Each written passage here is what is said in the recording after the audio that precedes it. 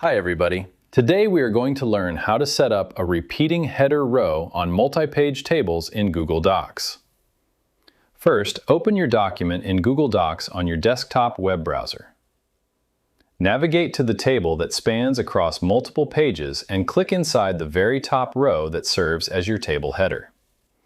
Right-click inside the top row to open the context menu pop-up layout.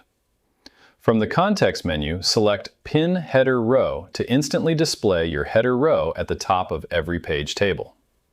Alternatively, right-click and select Table Options near the bottom of the list. A Table Properties sidebar panel will open on the right side of your document screen.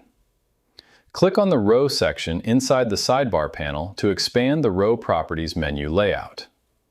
Locate and check the box next to Repeat Header Row to enable automatic header repetition. Google Docs will instantly display your header row at the top of every page that the table spans across, keeping your data clearly labeled across all page breaks. And that's it. I hope it helps you on your current and future projects. Thank you for watching.